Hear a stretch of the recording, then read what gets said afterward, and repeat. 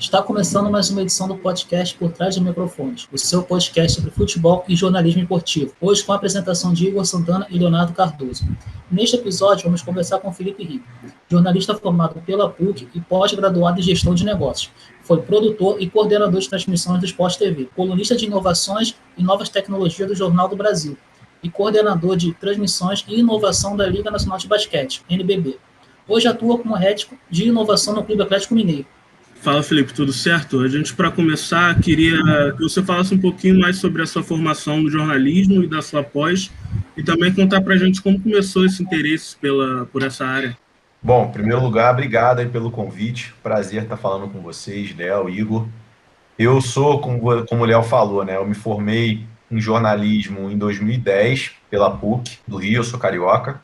Ainda enquanto eu estava cursando a PUC, no início de 2009, eu passei no programa de estágio da Rede Globo, e aí fui alocado no Sport TV, né, por escolha. Eu queria trabalhar com o esporte, com o jornalismo esportivo. Então, se somar esse período que eu fiquei entre estágio e efetivo, dão quase 5 anos, né? Foi de fevereiro de 2009 até dezembro de 2013.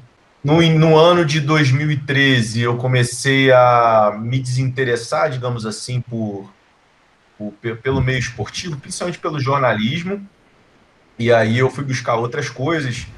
Então, eu fui trabalhar primeiro numa empresa que era uma empresa que geria boates no Rio de Janeiro, fui trabalhar na área financeira, tive empresa também de eventos, até que em 2016 eu decidi fazer uma pós-graduação em gestão de negócios, na Fundação Dom Cabral, no Rio também, e foi durante esse período que eu tive contato pela primeira vez com inovação e novas tecnologias, né? Foi logo no primeiro dia assim, da pós-graduação, a gente teve uma palestra magna com o professor Paulo Vicente Santos, e foi uma palestra sobre o mundo nos próximos 100 anos, e foi a primeira vez que eu ouvi falar de inteligência artificial, de blockchain, engenharia genética, nanotecnologia, robótica, enfim, essas coisas maravilhosas que hoje eu sou apaixonado, mas que na época eu não conhecia. Não sei se vocês já tiveram essa sensação, assim, quando vocês ficam fascinados com algo que vocês não conheciam e vocês querem contar para todo mundo, assim. Eu lembro que eu saí da aula ligando para minha namorada na época, que hoje é minha esposa, e começando a falar com ela sobre o que eu tinha ouvido, o que estava acontecendo, e ela não entendendo nada. Ela falou assim, pô, mas por que você está me falando isso, sabe? Tipo, de tão empolgado que eu estava. Desde aquele dia, eu comecei a estudar muito as novas tecnologias e, por consequência, também eu tive uma matéria de inovação corporativa dentro da pós e comecei a me interessar também por esses processos de inovação dentro de empresas. Então, desde ali de 2006 foi o meu interesse. Como eu sou um cara com formação jornalística e sempre gostei muito de escrever, de produzir conteúdo, e não perdi isso até hoje, e eu consumia muito conteúdo sobre inovação e novas tecnologias de fora, né, no Brasil, hoje ainda é muito incipiente, na época era ainda mais, eu comecei a ver uma oportunidade de produzir conteúdo por conta própria, e comecei a produzir artigos e tal, e postava no LinkedIn. Começou a ter uma repercussão lá, e aí eu fui convidado pelo Jornal do Brasil para ter uma coluna semanal para falar sobre inovação e novas tecnologias na economia em geral, né? Não era um foco em esporte. Enquanto eu tinha o meu trabalho, que eu trabalhava ali, dando consultoria financeira para pequenas empresas, enfim, outras coisas. Aí aconteceu uma coisa muito importante na minha vida, que foi quando eu pedi a minha namorada em casamento, e a gente estava noivo, e ela passou para um doutorado em São Paulo, e aí a gente ia casar em alguns meses, e ela falou, olha, eu tô indo para São Paulo, e era uma vontade que eu tinha, né? Apesar de eu amar o Rio de Janeiro, São Paulo sempre foi uma cidade que me instigou muito. Acho que é uma cidade, em termos profissionais, bem melhor do que o Rio de Janeiro, em termos de oportunidades e tudo mais. E aí eu falei, beleza, vou me mudar para São Paulo, também tenho que arrumar um emprego em São Paulo. E aí, cara, a minha volta para o esporte foi meio que obra do destino, porque eu estava procurando um emprego em São Paulo.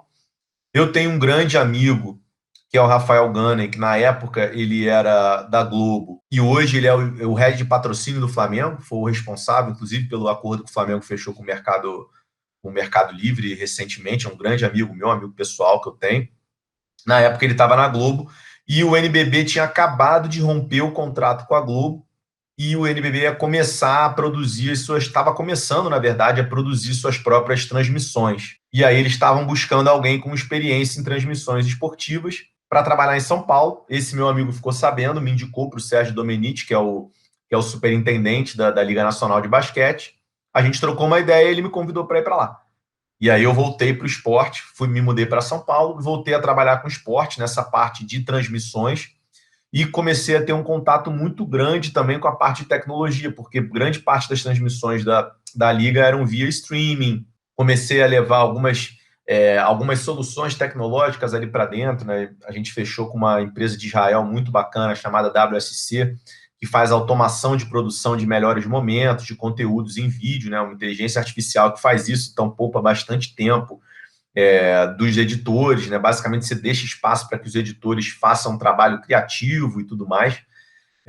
Enfim, fiquei lá na Liga desde o início de 2019. Chegou a pandemia, em março de 2020 a Liga foi cancelada, como todas as ligas esportivas pelo mundo, basicamente. Eu fiquei lá por mais 2 meses, até que eu saí. Fui saído, na verdade, da Liga, né? Porque a minha função basicamente era muito focada nas transmissões no ao vivo, e aí, basicamente a minha função já não tinha mais muita razão de ser, porque naquela época, ali em maio de 2020, não se tinha uma perspectiva sobre quando ia voltar o campeonato. E aí eu acabei saindo, fiquei 1 mês buscando uma nova oportunidade, e aí já muito focado, Igor e Léo, em trabalhar com inovação no esporte, e aí surgiu a oportunidade para a Enzima, né, que era, na verdade, na época, uma aceleradora de startups de esporte, e aí eu entrei lá com a proposta de a gente transformar a Enzima em uma consultoria de inovação esportiva.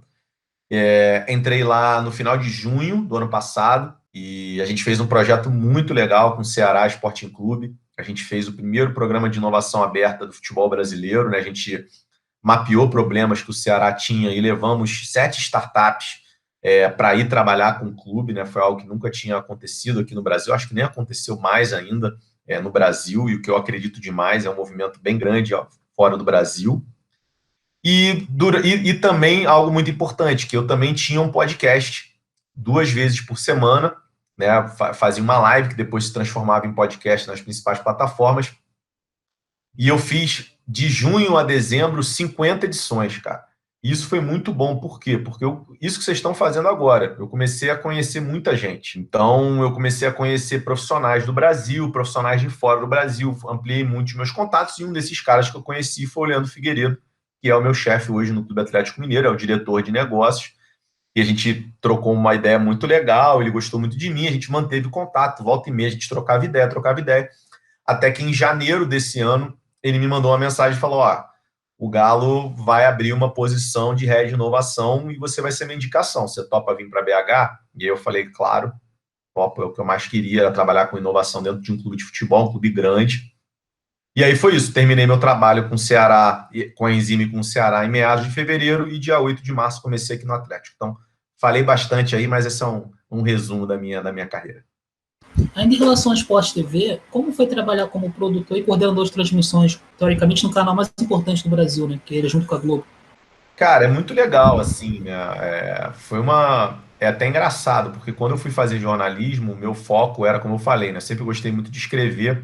O meu primeiro estágio foi no Lance, né? Então, eu trabalhei durante 1 ano de estagiário no Lance, e estagiário no Lance era muito legal, porque não tinha muito disso, né? Eu era estagiário e trabalhava como se fosse um contratado efetivado. Então, eu viajava, ia para fazer a cobertura, e foi um grande aprendizado. E aí, quando a minha escolha para ir para o Sport TV foi muito por causa disso, sim.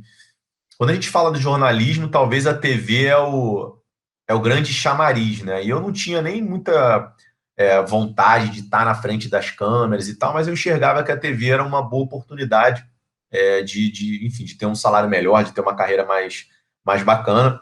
Só que nunca tinha passado pela minha cabeça trabalhar como o cara que fica ali no ponto, né? Falando no ouvido de narrador, falando no ouvido de comentarista, de repórter e tudo mais. Só que quando você faz o programa, pelo menos na época era assim, né? O programa de estágio da Globo, dentro do Sport TV, como é que funciona? Você fica 2 meses em cada área.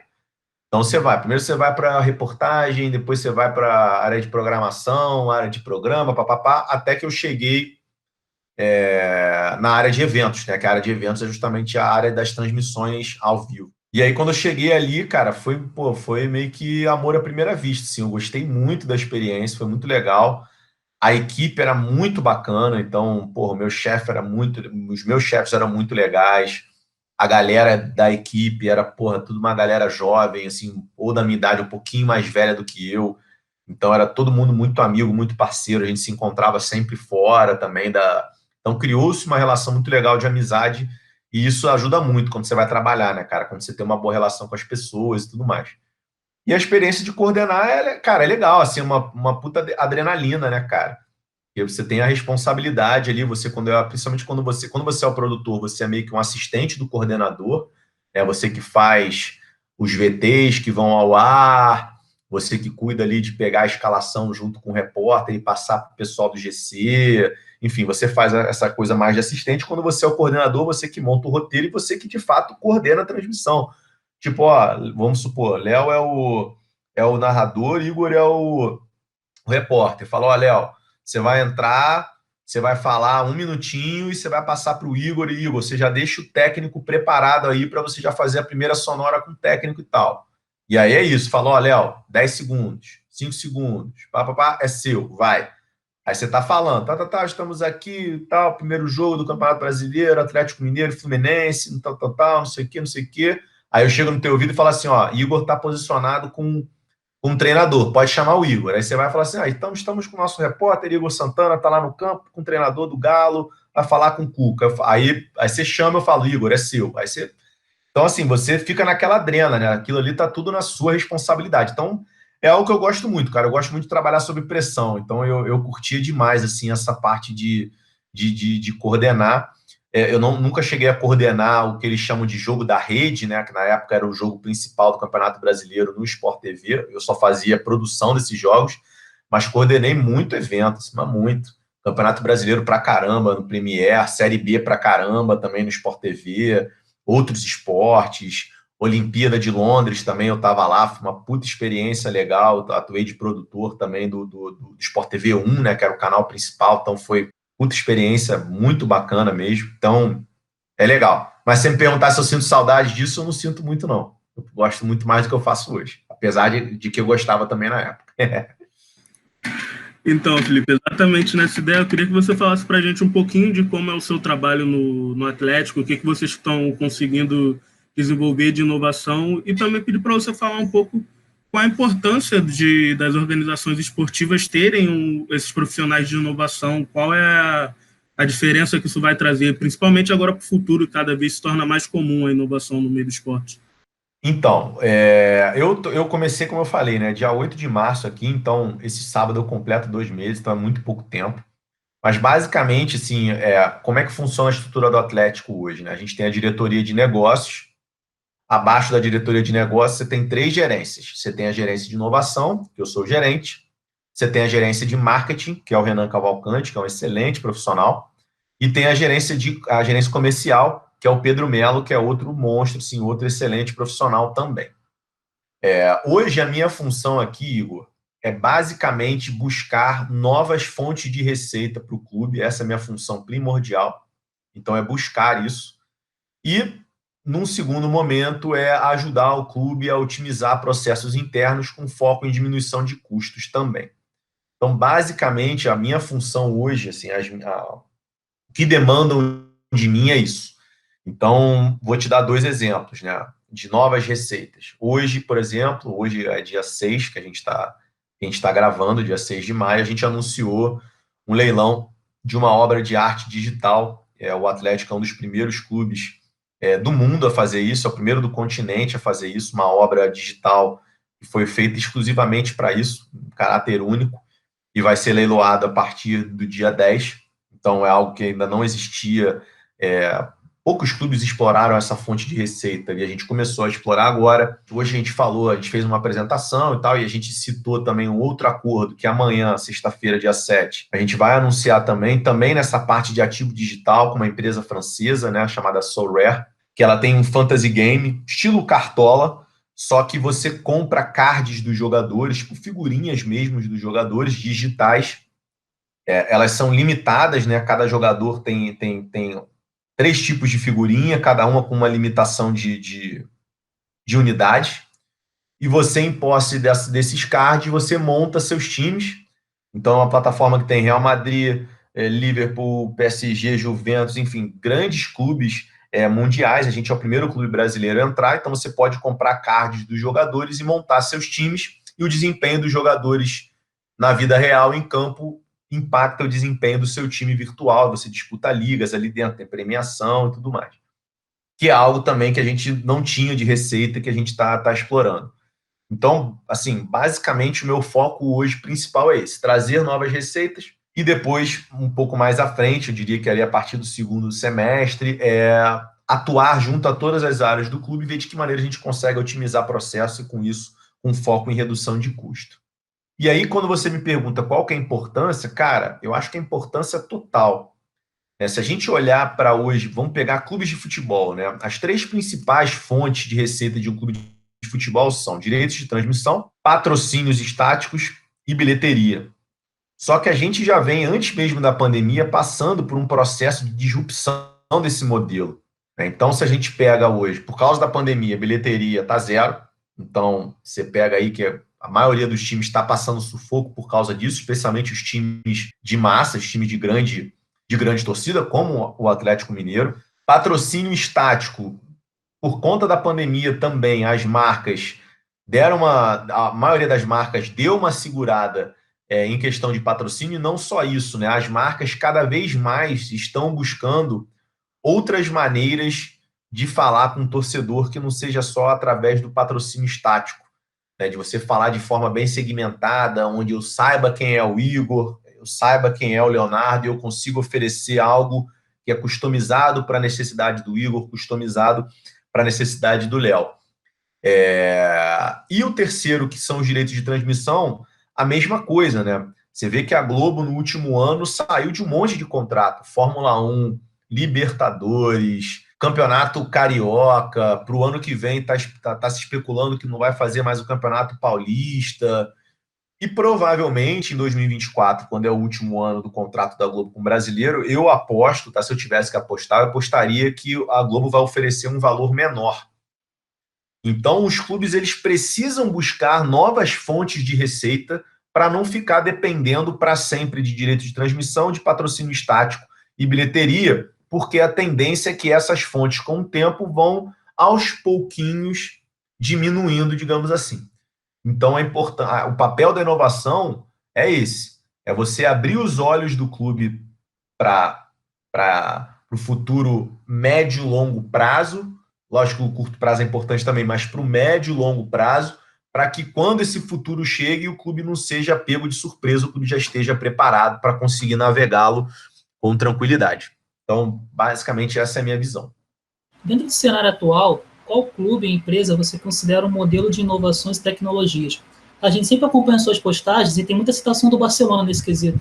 Cara, eu sou muito fã do Barcelona, sem dúvida, sem dúvida. O Barça tem um projeto incrível, que eu não sei se vocês conhecem, chamado Barça Innovation Hub, que é um hub de inovação que eles montaram por lá, e basicamente eles envolvem diversos outros players. Então eles envolvem universidades, eles envolvem startups, outras empresas, hospitais, e aquilo ali é um hub de conhecimento, uma geração contínua de conhecimento, e que o clube acaba aplicando esse conhecimento dentro do próprio clube também, e também testando tecnologias ali. Se as tecnologias mostram-se interessantes, o clube vira sócio daquela tecnologia, e quando ela vai para o mundo buscar outros clientes, o clube está gerando uma nova fonte de receita também. Mas eu acho bacana, Léo, falar até da La Liga, cara. Eu sou muito fã da La Liga, mais do que do Barcelona, inclusive. Para mim, a La Liga hoje é a liga de futebol mais inovadora do mundo, de disparado, e uma das ligas esportivas mais inovadoras do mundo. Eu botaria a La Liga abaixo somente da NBA. E a La Liga ela é um case interessante, porque a La Liga ainda é muito assim, né? Quando a gente pensa na La Liga, a gente fala muito de Barcelona e Real Madrid, mas desde 2013, quando o Javier Tebas assumiu como presidente da La Liga, eles vêm passando por um processo incrível de melhoria, de usar tecnologia para trabalhar em cima do produto. Então, tem muitas coisas que eles fizeram que hoje fazem com que a La Liga ela tenha mais do que dobrado o número de audiência dela da temporada 2014-2015 para a última temporada. Aumentou demais as receitas e tem dependido cada vez menos. Lógico que ainda são os colossos, são muito importantes e vão ser para sempre, né? Barcelona e Real Madrid, o grande clássico e tudo mais. Mas a La Liga ela tem trabalhado um produto cada vez melhor para oferecer um produto muito bom em todos os jogos, durante toda a temporada, para os torcedores.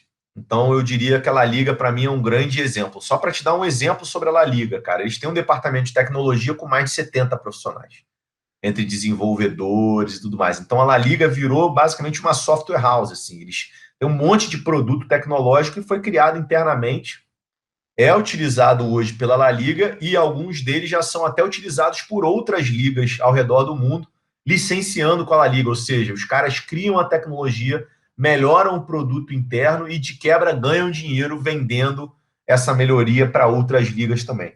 Eu já escrevi alguns artigos sobre La Liga falando sobre isso, assim, eu sou um grande entusiasta deles, acho que vale muito a pena ficar de olho com o que eles fazem. Felipe, você comentou duas coisas agora nas duas últimas perguntas, foi a NBA, que são os jogos e as quadras cada um é um espetáculo separado, eu imagino seja, sem comparação, você ir a um jogo da NBA, e você comentou sobre a questão da renda dos clubes. Você tem um texto no Medium que você fala sobre os clubes não aproveitarem os uniformes, não aproveitarem no sentido de fazer renda com isso. Você até comenta que o uniforme, a camisa do Zion Williamson, que é um dos principais jogadores hoje da NBA, foi vendida por mais de $5 mil. E aqui no Brasil, poucas vezes a gente viu isso. A gente viu aqui no Rio de Janeiro o Vasco fazer, quando vendeu as camisas em homenagem ao pessoal da tragédia do Ninho do Urubu, e viu o Flamengo fazer agora, recentemente, com as camisas da Supercopa. Queria saber se você acredita que o investimento do clube focado nessa venda de material pode realmente dar resultado no Brasil. E como você projeta que alguma coisa dentro dessa natureza possa ser implementada aqui? Cara, eu sou um grande entusiasta, assim, eu acho que os clubes de futebol, não só no Brasil, eu diria que são poucos os clubes do mundo que não têm essa visão. Os clubes, eles olham muito para o torcedor hardcore, cara. Então, basicamente, os produtos que eles vendem são camisa oficial de jogo, short, casaco de viagem e tudo mais. E eu acho que tem outras excelentes oportunidades de você falar, porque, primeiro, não é todo mundo que vai querer comprar uma camisa oficial de jogo e usar. Eu acho que são só os mais fanáticos mesmo que fazem isso. Além de ser uma camisa bem cara, né? Se a gente pegar aí R$250 para você comprar uma camisa dessa. E você acaba não explorando um potencial, por exemplo, de você criar por exemplo, uma linha de roupa casual, onde eu possa pegar a marca de um clube e botar em detalhes uma camiseta, uma blusa social, uma camisa polo, que as pessoas vão querer usar para ir ao cinema, para ir ao bar, para sair para jantar, enfim, usar no seu dia a dia. O Milan, ele lançou ano passado uma coleção com uma marca de roupas de streetwear nova-iorquina. Eu confesso que eu não lembro o nome da empresa, não sei se é Paper Plan, alguma coisa assim, mas se vocês procurarem aí Milan Streetwear, vocês vão encontrar, que é incrível, assim, porque as únicas referências ao Milan são as cores, né? O preto e o vermelho. Não tem logo do Milan, não tem nada. São peças de roupa casuais que qualquer pessoa pode usar. E dentro disso, eu acho bacana quando você cita o exemplo da NBA, porque a NBA, ela entende muito bem isso, né, cara? A NBA se vende muito mais como entretenimento, como moda. Então, porra, é comum, às vezes, você tá na rua e ver um cara usando uma camisa do Lakers, que não seja a camisa de jogo, mas a camisa que tá escrito Lakers e tal, e é bem capaz, se você for trocar ideia com o cara, fala assim, porra, cara, você gosta do Lakers? O cara fala, pô, nem sei o que é. Ou sei o que é, mas quem que joga lá? Não faço ideia. Então, assim, entra para esse lado da moda, entra para esse lado da marca. Eu acho que os clubes, eles se veem muito como clubes de futebol e eles deveriam se enxergar como marcas. Então, o Atlético Mineiro, ele é uma marca. Lógico que o futebol, ele é o core business dessa marca, é a razão de ser da marca. Mas o Atlético Mineiro, ele tem que se enxergar como uma marca que tem futebol também. E dentro dessa marca, ele pode ser uma empresa de entretenimento, ele pode ser uma empresa de mídia, ele pode ser uma empresa de tecnologia também, né? Quando eu falo do Atlético, eu falo de qualquer outro clube, Flamengo, Vasco, Palmeiras, Corinthians. Eu acho que todos os clubes, principalmente os clubes de massa, eles têm esse potencial inexplorado. O exemplo que você deu, Igor, do leilão, é apenas um deles, né? Se você vai para os Estados Unidos, cara, é um business muito bem feito, a ponto de, se você chegar a encontrar o LeBron James, você tiver com a camisa dele, você encontrar o LeBron James na rua, no shopping, e falar assim, pô, LeBron, assina minha camisa, ele provavelmente não vai assinar.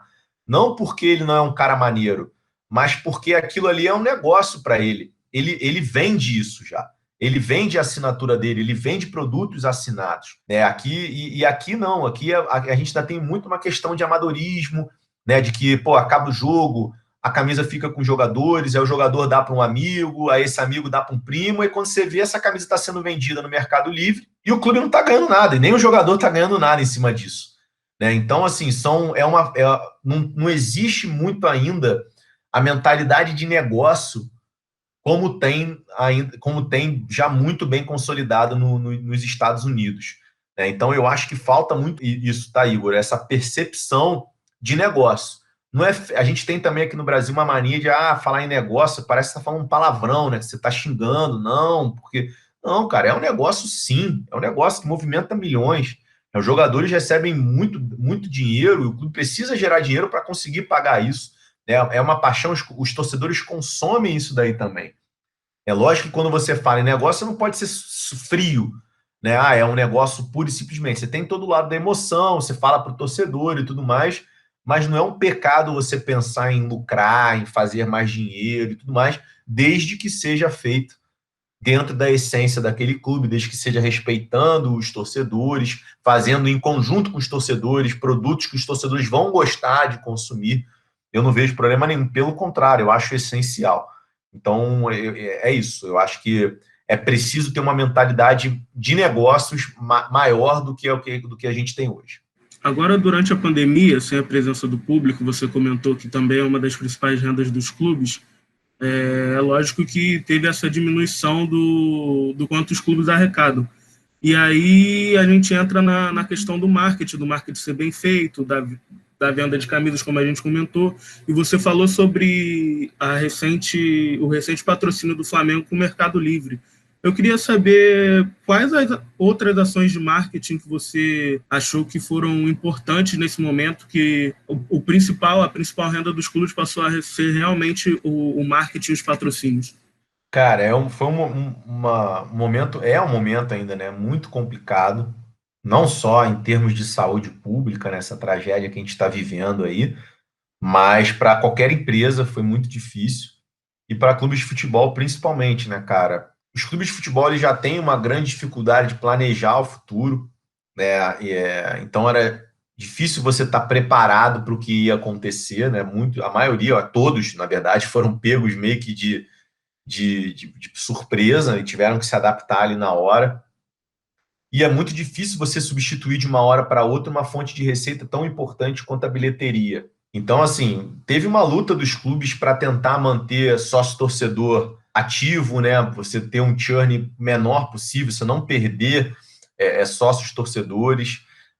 Teve movimentações na área de marketing também, o Atlético, dando um exemplo, eu falei do Pedro Melo, que é nosso gerente comercial, que é um monstro. O Atlético bateu o recorde de arrecadação em patrocínio para essa temporada, já ultrapassamos a meta e tal, graças a isso daí também, a um excelente trabalho do departamento. Mas não é fácil, tá, Igor? É justamente por isso, assim, como era impossível prever o que ia acontecer, os clubes eles foram meio que tentando se adaptar ali na hora. Então você viu, por exemplo, algumas iniciativas, principalmente lá no início. Você tinha as lives com arrecadação, você tinha quando passava jogos históricos do clube, o clube vendia ingresso simbólico. Você tem questão das doações também, né? O Vasco está fazendo um movimento agora, né? Do Vasco Pix ali também para arrecadar e tudo mais. Você tenta buscar isso de outras maneiras. Agora, se você chegar para mim e falar assim, porra, Felipe, essas ações elas são suficientes para cobrir o rombo que foi causado por não ter bilheteria, não, longe disso. É muito difícil, né, cara, de uma hora para outra. Talvez, se os clubes tivessem um acordo com a Globo para poder vender ingresso, isso era algo que eu ficava viajando no início da pandemia, assim, se a gente conseguisse botar câmeras em cada setor do estádio e que você pudesse vender ingressos do número que você tem de cadeiras em cada setor e o cara só pudesse ter acesso àquela visão daquela câmera, daquele, por exemplo, eu sou como carioca, você vai no Maracanã, aí você tem ali setor norte, setor sul. Eu comprei setor sul, então eu vou ver só a visão da câmera que está ali no setor sul e tal, tal, tal. Aí, de repente, você conseguiria pensar em conseguir não cobrir 100%, mas cobrir uma boa parte com venda desses ingressos virtuais de fato. Mas aí você entraria numa negociação com a Globo pagou muito caro, muito bem, a Globo é um grande parceiro, também para ela não seria jogo esse tipo de negociação e tudo mais. Então, assim, foi uma situação muito difícil. É uma situação muito difícil, tá, Igor? Então, assim, os clubes estão tendo que se virar. E esse trabalho aqui nosso da inovação é muito nesse sentido também, da gente ir pensando, ir buscando novas fontes de receita para que a gente consiga ir repondo, se não 100%, repondo algumas partes, repondo percentuais de receita que a gente deixou de arrecadar por causa do fechamento dos estádios. Mas esse é um desafio e vai continuar sendo. Vai continuar sendo até a gente poder ter estádios abertos novamente. Pô, vai saber quando, né, cara? É muito difícil, a gente não sabe, assim, né? Essas coisas, poxa, a gente não sabe se vai ter vacina para todo mundo, quando que vai ter, né? Eu tenho 35 anos, vou fazer 36 em outubro. Eu presumo que vocês são bem mais novos do que eu. Então, se a vacina está longe para mim, para vocês está mais longe ainda também, né, cara? Então, assim, é algo que é difícil, assim. Para esse ano, eu acho impossível a gente ter bilheteria. E aí, pô, vamos rezar para que a gente consiga, porra, vacinar todo mundo, ou uma grande parte aí da população até dezembro, para que no ano que vem a gente tenha aí, se Deus quiser, uma volta à vida normal, ou pelo menos mais próxima do normal que a gente está acostumado. Felipe, junto com as inovações, vem crescendo bastante o mercado de games, né? A gente tem andamento do Campeonato Brasileiro de PES, além de outros, e temos diversos clubes envolvidos, Flamengo, Cruzeiro, não só no PES, como também no LoL. Como a inovação e os games podem trazer mais torcedores para esses nichos específicos? Cara, é um mercado incrível, assim, de mercado de esportes, né? Já é um mercado bilionário no mundo, e você falou muito bem, Léo, aqui no Brasil você já tem muitos clubes envolvidos, né? Eu acho que dentre os clubes grandes, eu citaria ali, clubes grandes de futebol, né? Eu citaria o Flamengo e o Corinthians, e o Santos também, como clubes com projetos mais consolidados, já estão há mais tempo aí, principalmente o Flamengo e o Corinthians, né? O Corinthians já foi campeão mundial de Free Fire, o Flamengo foi campeão do CBLOL, disputou o Mundial também. Aqui no Galo, a gente tem o iGalo, a gente já teve time de CS, já tivemos um time de Free Fire que infelizmente não foi muito bem, antes de eu entrar aqui no Galo, inclusive.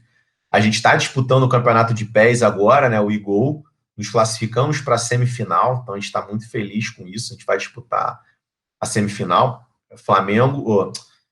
Atlético Mineiro, Flamengo acabou sendo eliminado. É o Atlético Mineiro, o Corinthians, o Vasco e o Botafogo, se eu não me engano, foram os clubes classificados para a semifinal. E, assim, dentro da nossa estratégia, os esportes eletrônicos são fundamentais, porque entra muito no que eu falei na resposta anterior, né? Você começa a falar com um público diferente, muitas vezes, do cara que é o hardcore do futebol. Você começa a falar com um cara que, pô, às vezes não tem paciência de ficar vendo 90 minutos de jogo e tal, não. O cara é o cara público do game. Muitas vezes é a molecada, né? A geração Z que tá vindo aí, que, porra, prefere jogar videogame do que assistir esporte, do que praticar esporte. E aí entra naquilo que eu comentei, que um clube ele tem que se ver como marca, né? O Atlético Mineiro é uma marca. E embaixo dessa marca, você pode ter ali também os esportes eletrônicos do Galo, que se as pessoas consumirem, é excelente para o Atlético da mesma forma. É claro que o Atlético tem o futebol como seu carro-chefe, vai ser sempre assim, mas isso não quer dizer que a gente tem que fechar os olhos para as outras oportunidades. e, sem dúvida, dos esportes. Eu sou um grande... Apesar de eu não ser gamer, tá? Eu tenho bastante tempo que eu não jogo videogame. O último videogame que eu joguei, que eu era viciado, que eu até deletei do meu computador por causa disso, era o Football Manager, porque eu passava aí madrugadas jogando, e até que eu estava perdendo a vida por causa disso. E aí eu acabei deletando.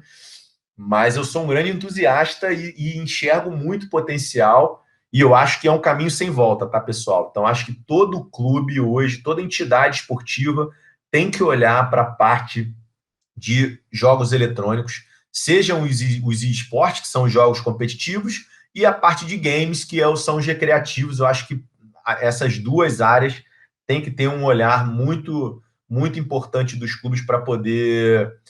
Porque tem muito potencial ainda inexplorado e a tendência de crescimento, né, cara? Apesar de já estar muito grande, eu acho que a tendência é só crescer, crescer, crescer cada vez mais, né? Felipe, para a gente voltar um pouquinho no que a gente falou do basquete, da NBA ser um evento, quando a gente pega como exemplo aqui o NBB, onde você trabalhou, a gente tem um basquete, não é que dê para comparar com a NBA, mas não deixa de ser um jogo de qualidade, mas a gente não tem tantos fãs da NBB quanto a gente tem da NBA aqui dentro do próprio Brasil. E uma coisa que a gente repara muito em comparação com a NBA é que se você fizer uma pesquisa rápida na internet ou se você assistir qualquer jogo, você consegue descobrir os dados de qualquer jogador. Você está vendo, às vezes, um jogo que não tem nada a ver, mas você descobre quantos pontos fez o Michael Jordan num jogo naquela mesma data. E no NBB a gente não tem esse mesmo trabalho, tanto com os números históricos quanto o número dos jogadores atuais. Você acha que interfere a gente não ter um acesso tão fácil a esses números aqui no Brasil?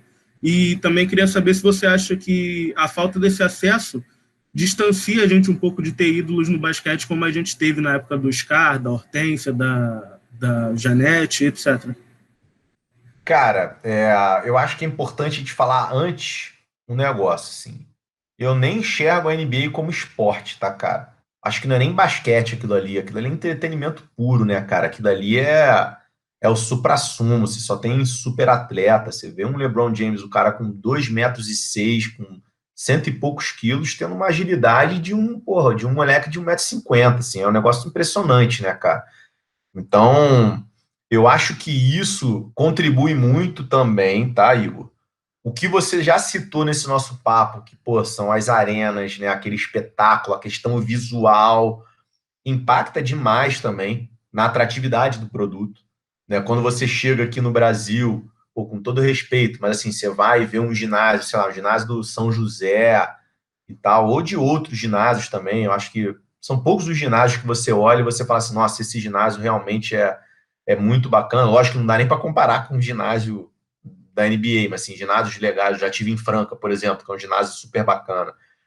Mas, assim, não chama muita atenção, né? Então, a pessoa ela é impactada, ela tá trocando de canal, ela chega, olha ali e fala, pô, aquele ginásio meio chinfrim, sem público e tal, ele já não conhece muito jogo, a gente já não tem uma cultura muito de basquete aqui no Brasil também, é difícil você prender.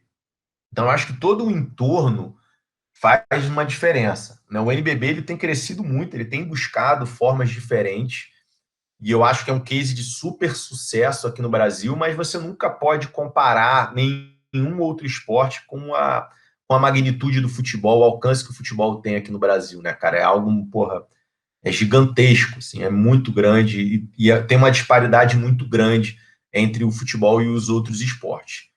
Dito isso, eu concordo com você. Eu acho que falta também um trabalho não só do NBB, mas da própria imprensa, de dar uma atenção maior para outros esportes, no caso do basquete também, de se criar os ídolos, né? Pô, a gente tem jogadores incríveis. Tem um jogador aqui no Brasil que é o Jorginho, que ele é um jogador incrível, cara. Um cara que faz triplo-duplo direto, assim, um cara decisivo. Você tem um cara como o Marquinhos, por exemplo, que é uma figura histórica, como o Alex, que apesar de ser um quarentão, o cara é um touro ainda, assim, uma figura histórica. Tem outro jogador de Kembe, uma molecada mais nova, Gui Deodato, enfim, são excelentes jogadores. Ah, são jogadores comparáveis à galera que joga na NBA? Não, mas, pô, isso não os desqualifica, né? Então, eu acho que falta também esse entendimento. E aí, quando você fala também a comparação da NBA, você está falando da NBA, que é uma liga de décadas, né, cara? Porra, a NBA tem várias, nem sei quando foi a primeira temporada da NBA, mas você deve ter o quê? Uns 50 anos, 60 anos, se não mais, provavelmente. E o NBB tem 13 anos. Então, você também tem uma questão de tempo de maturidade e tudo mais, para que você consiga criar isso. Única coisa que eu discordo de você, se você entrar hoje no site do NBB, a parte de estatísticas, ela é bem legal, tá? Então você consegue ver as estatísticas ali atualizadinhas dos jogadores, de todos os jogadores, por jogo também, tudo é atualizado, é sempre feito em tempo real. Então a única coisa que eu discordo de você é sobre a temporada atual. Agora, porra, vamos supor, Alex fez 50 pontos no jogo.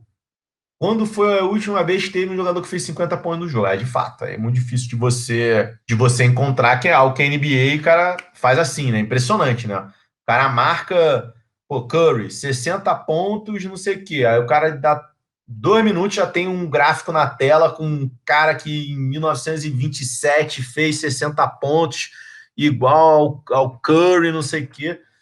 Então, eles são muito mais evoluídos como um todo, né, cara? Eu acho até uma comparação muito injusta de fazer, e eu acho que o NBB tem que fazer e já faz, né? O NBB se mira muito na NBA, eles têm até um acordo de cooperação, né? A NBA compartilha muitas coisas com a Liga Nacional de Basquete, o próprio patrocínio da Nike tem uma influência grande da NBA também.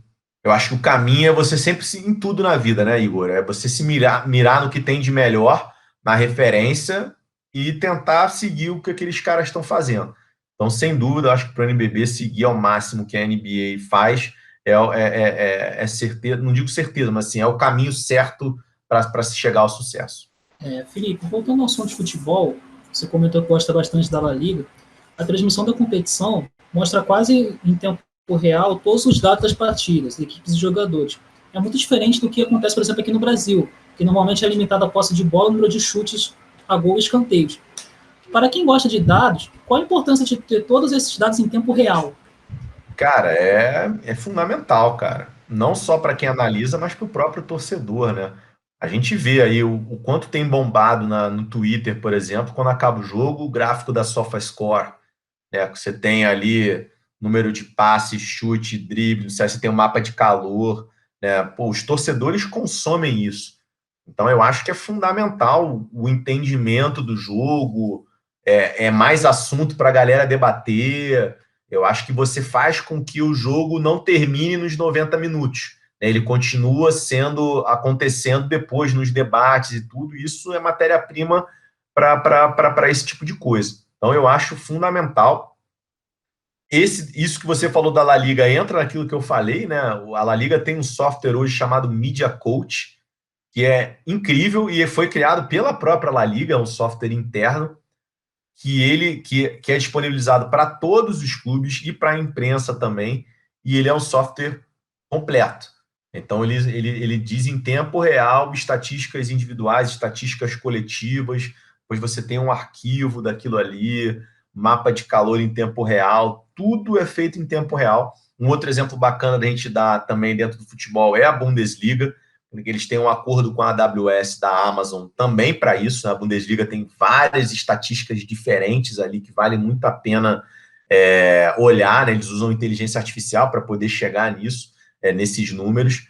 Então, Léo, eu diria que é fundamental, cara. Todas as ligas deveriam olhar para esse lado das estatísticas, dos dados, porque é material que você está provendo, é conteúdo que você está provendo para o seu fã, e conteúdo é rei, né? Então, eu acho que toda entidade, todo clube, ele tem que prover cada vez mais conteúdo para as pessoas, para manter essas pessoas com a atenção presa ali nelas, manter essas pessoas engajadas. Eu acho que as estatísticas são uma excelente forma de conteúdo. Felipe, ainda falando do Campeonato Espanhol, na temporada 2017-2018, o Getafe começou a trabalhar com a Zone 7, que é uma startup americana que utiliza uma inteligência artificial para prever a questão da contusão dos jogadores. No primeiro ano eles conseguiram diminuir em 40%, no segundo eles já diminuíram 66%. Eu queria saber de você se o uso da IA nesse sentido é realmente algo positivo que chegou para ficar e o que a IA consegue fazer em termos de desempenho dos jogadores que ainda pode ser explorado. Cara, em primeiro lugar, parabéns aí, você está muito bem informado. Esse é um case de muito sucesso. Eu sou um grande entusiasta do uso de inteligência artificial e de outras tecnologias na parte de desempenho, na parte de medicina esportiva, de prevenção de lesão, de análise de performance e tudo mais. Só que a inteligência artificial, ela não faz tudo sozinho, pelo contrário, ela precisa ser muito bem alimentada para que ela consiga te entregar insights, te entregar informações valiosas. Então, você tem que ter uma coleta de dados muito boa, dados muito bem curados, para que aí esse algoritmo de inteligência artificial consiga atuar ali dentro, extraindo informações relevantes. E aí o potencial é incrível. Como você falou, você mostrou com o case do Getafe, diminuição de lesões em 40%, depois em mais de 60%. Essa questão do desempenho do jogador também, né? Hoje todos os jogadores basicamente usam aquele top, quando tira, se está com top ali, basicamente está coletando dados, e esses dados depois são alimentados dentro de um software, e o software vai te dizer, pelo que eu estou vendo aqui, cara, o Léo está próximo de se machucar, ou, o Igor não está rendendo da maneira que ele deveria estar rendendo. Ele vai muito à linha de fundo e não consegue fazer um cruzamento, ou ele não está indo tanto à linha de fundo quanto ele poderia e tudo mais. Ou o desempenho do time está muito ruim nessa zona do campo, porque o time troca menos passe do que a maioria dos times também do campeonato, enfim. Mas é sempre isso, né? A inteligência artificial, o algoritmo, ela é alimentado por uma base de dados. Tão importante quanto o algoritmo é a base de dados robusta, bem feita, com dados comprovados, dados já com a curadoria antes, para que depois essa inteligência artificial consiga atuar ali dentro, extraindo as informações que vão ajudar. Felipe, recentemente, 2 jogadores de destaque na Europa renovaram seus contratos, e o que chamou a atenção foi a maneira que eles usaram para renovar o contrato. Primeiro é o Kevin De Bruyne, que ele dispensou seus agentes e usou a tecnologia, junto com as análises de dados, para mostrar a importância dele na equipe e ajudar na renovação. Eu, se não me engano, ele renovou até 2024. Posso estar enganado, posso errar esse dado do ano. Na mesma linha, o Kimmich fez a mesma coisa, dispensou seus agentes e renovou, mostrando para o clube a importância dele. Como a tecnologia pode auxiliar esses atletas no futuro e se isso pode se tornar comum daqui a um tempo? Eu acho que é um exemplo parecido do que a gente falou antes, né? Se você... O melhor trabalho de convencimento é quando você vai com dados objetivos, né? Vai com informações objetivas e não subjetivas. Então, para um jogador como esse, como o De Bruyne, como o Kimmich, se ele tem dados que comprovem a importância dele para o clube, o quanto ele é fundamental e tudo mais, cara, contra números não tem argumentos, né? Você vai chegar ali e você consegue provar mais do que qualquer outra coisa com essas informações, o seu valor, e justificar também porque que eu estou pedindo um aumento de X% e quero o contrato até tanto, porque eu, de fato, sou importante por isso, isso, isso e aquilo. Então, assim, eu acho que sim, é cada vez mais uma tendência, e acho que esses exemplos de jogadores globais vai fazer com que outros jogadores olhem e falem assim, se o Kimmich está fazendo, se o De Bruyne está fazendo, a gente vai fazer também. Então, eu acho que a tendência é que isso acabe se massificando. Lógico que não é todo jogador que vai ter essa percepção de botar aquilo ali embaixo do braço e dispensar um agente e falar assim, não, a partir de agora sou eu que vou fazer isso, eu tenho esse software aqui e tudo mais. Aqui no Brasil, principalmente, a gente ainda tem a figura daquele jogador que ele basicamente só joga, né? Todo o restante ele deixa na mão de uma pessoa, literalmente tudo, assim, o cara não sabe nem pagar uma conta. Se deixar o cara botar um boleto na mão dele, ele nem sabe o que é aquilo ali, o que ele vai fazer com aquilo. Então, eu acho que também tem que ter um nível de ciência dos jogadores. A gente tem jogadores que têm muito, muito bem isso isso definido, né? Eu já tive a oportunidade, por exemplo, de trocar uma ideia com um ex-jogador, o Roque Júnior, que eu fiquei muito impressionado, né? Um cara, pô, muito inteligente, sabe das coisas, preparado e tudo mais. Mas a gente sabe que não é o mais comum. O mais comum é você ter essa outra figura que não entende, está focado muito no campo e o fora de campo acaba deixando de lado. Mas, assim, respondendo assertivamente sua pergunta, Léo, eu acho que é uma tendência que veio para ficar, mas repito, a mesma coisa que eu falei anteriormente. Tem que ter uma base de dados com dados curados, bem coletados, comprovados, para que aí, na hora que a sua inteligência artificial for extrair a informação que você vai levar para a negociação, você esteja seguro que o que você está falando ali de fato faz sentido. Na partida entre PSG e Bayern de Munique, no jogo da ida, você postou no Twitter, se não me engano, o primeiro gol do Mbappé, usando a tecnologia, que mostra o ângulo visto pelo jogador no momento do passe do Neymar e depois o ângulo do Mbappé na hora que ele finaliza. Como você acredita que essa tecnologia pode ser implantada de outras maneiras e se pode ser um meio que pode ajudar no VAR, até na melhora das decisões? Sem dúvida, só contextualizando para quem está assistindo, é uma tecnologia de uma empresa do Catar chamada Sponix, que foi uma empresa que eu conheci fazendo podcast, que eu citei. Eu virei muito amigo do Mohamed, que é o fundador e o CEO, um cara muito gente boa. E, cara, eu concordo com você, não só para o VAR, mas até para treinamento de tomada de decisão de jogador, né? Depois de você pegar ali, pô, e eu poder analisar as decisões tomadas pelo Igor, pelo Léo durante o jogo, sob a perspectiva dele. Falar assim, ó, no seu campo de visão, ao invés de chutar no gol, você tinha o Léo muito mais bem posicionado aqui do teu lado esquerdo, você tinha o Ciclano posicionado aqui no seu lado direito, ou, pô, você tocou, você podia ter chutado e tal. E com o VAR, sem dúvida, também. O grande desafio com o VAR é que o tempo de processamento disso ainda é um pouco longo. Então, a gente está falando de entre 15 e 20 minutos. Talvez um pouco menos. Mas, para uma decisão do VAR ainda é muito longo. Então, eu acredito que conforme as tecnologias vão avançando, esse tempo de processamento for diminuindo, a tendência é que a gente consiga utilizar esse tipo de tecnologia, que é mais ou menos um vídeo volumétrico, digamos assim, para decisões importantes de VAR. Eu acho que tem tudo a ver, eu acho que você tem toda a razão, eu acho que tem muita aplicação ali e com certeza resolveria muitos dos problemas que a gente tem hoje, né, com linha de impedimento e tudo mais, né? A ponto até de você pensar em um futuro um pouco mais distópico de você não ter nem mais bandeirinha, né, cara? Você usa a inteligência artificial para falar se foi ou não foi. Se tiver alguma dúvida, vai vir essa câmera e vai mostrar, não, foi. Então, mas isso vai demorar muito ainda. Do jeito que as coisas são, principalmente futebol, né? O futebol demora para adotar as coisas e tudo mais. Mas eu acredito que uma hora vai chegar. Felipe, para a gente fechar, eu queria primeiro agradecer muito a sua participação e fazer uma pergunta que eu acho que engloba bastante do que a gente falou no podcast. A gente falou sobre trazer os jovens para próximo dos clubes, de inovação, e algo que aconteceu aqui no Rio em 2019 foi o Hack in Rio, que é considerado a maior maratona de inovação da América Latina. O Flamengo foi um dos patrocinadores e ele foi quem propôs os desafios da disputa na categoria de esportes.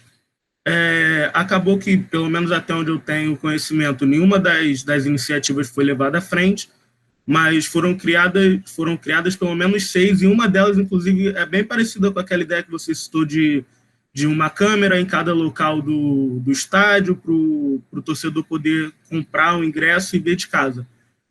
Eu queria saber se, no futuro, pode ser mais utilizada essa ideia de unir os jovens programadores para criar diversas iniciativas que sejam diretamente para os clubes, sem depender de uma liga, como é o caso da La Liga que você citou. Enfim, cada clube tem a sua tecnologia, e também saber se isso é uma alternativa que pode baratear esse custo, você ter uma boa tecnologia de uma forma mais barata. E aí eu queria pedir para você também emendar nas suas considerações finais, dar suas redes sociais, para a gente finalizar o episódio. Cara, em primeiro lugar, obrigado aí pelo convite, pô, um prazer trocar ideia com vocês, fazer um elogio, pô, vocês são pessoas super bem informadas aí sobre esse mundo de tecnologia e inovação no esporte, muito legal, vocês estão muito antenados, não é comum isso, tá, pessoal? Então, É um elogio aí que eu faço de coração, parabéns. Eu concordo demais com você, tá, Igor? O programa que a gente fez com o Ceará, que eu citei aqui durante o episódio, teve muito disso, né?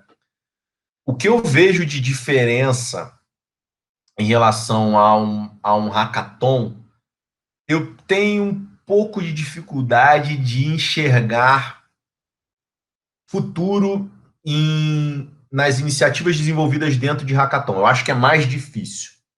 O que eu sou entusiasta? De você fazer programas onde você vai buscar startups que já existem.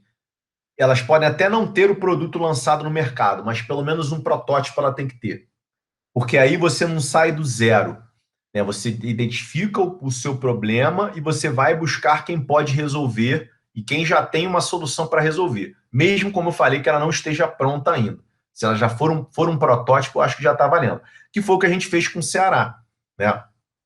Com o Ceará, a gente mapeou problemas do clube, fomos ao mercado, recebemos inscrições de 40 empresas do Brasil e do mundo com soluções que atendiam esses problemas do Ceará, mas empresas já estabelecidas. E a questão do custo, de baratear custo, você foi perfeito também. Justamente isso, é uma troca, né? Para o clube, ele está tendo contato com essas startups a um custo muito baixo, ou às vezes até um custo zero, durante o período de programa, enquanto o piloto é feito. E para a startup é excelente, porque uma das grandes dificuldades que startups têm, principalmente no esporte, é você entrar e arrumar cliente, para testar o seu produto ali na hora, funcionando de fato. E o clube abrindo a porta, não só a startup pode testar a vera o seu produto, pode ter contato com a base de dados ali do clube para melhorar o seu produto enquanto o piloto está acontecendo, como também ganha um selo de qualidade de um clube, de uma entidade esportiva, que acaba ajudando também a essa startup a abrir portas no mercado. Então, eu acho que é uma relação de ganha-ganha. Eu acho que todos os clubes deveriam ter iniciativas nesse sentido. Está dentro do nosso planejamento ter o Galo Hub aqui em breve. Acredito que no segundo semestre a gente já vai ter novidades nesse sentido, porque de fato é muito importante. Eu estou muito de acordo com o que você falou, né? Eu acho que os clubes eles têm que se abrir para novas tecnologias, para novas soluções, e faz parte do processo. Às vezes você vai se abrir, você vai testar alguma coisa, não vai dar certo. Acontece. O Elon Musk, que para mim é uma grande referência aí, mundial, hoje, né, um gênio de fato, um cara que criou diversas coisas incríveis, ele sempre fala que nas empresas deles, se não está havendo falhas, é porque as pessoas não estão trabalhando o suficiente. Tem que ter falha para que ele saiba, entenda que as pessoas estão trabalhando, estão testando, estão fazendo acontecer. Algumas vezes não vai dar certo, mas quando der certo, vai valer a pena. Então, essa é a minha visão. Mais uma vez, queria agradecer a vocês pelo espaço, pela oportunidade. Me coloco à disposição quando vocês quiserem trocar mais ideia. A minha rede social hoje, basicamente, eu tenho Twitter e LinkedIn. Então, meu Twitter é o @rib, com 2 Bs, R de rato, I de igreja, B de bola, B de bola, E de escola, Felipe, tudo junto. Felipe, Felipe. Então, @rib Felipe. E no LinkedIn, Felipe Ribe de Vasconcelos, com 2 L's do Vasconcelos. Também podem me adicionar no LinkedIn, e quem tiver interesse de trocar uma ideia, manda uma mensagem, que é sempre um prazer. É um assunto que eu amo, se eu pudesse eu falaria todos os dias, então quando me chamarem eu vou estar sempre à disposição. Valeu, Felipe. Para finalizar, mais uma vez, a gente gostaria de agradecer a sua participação.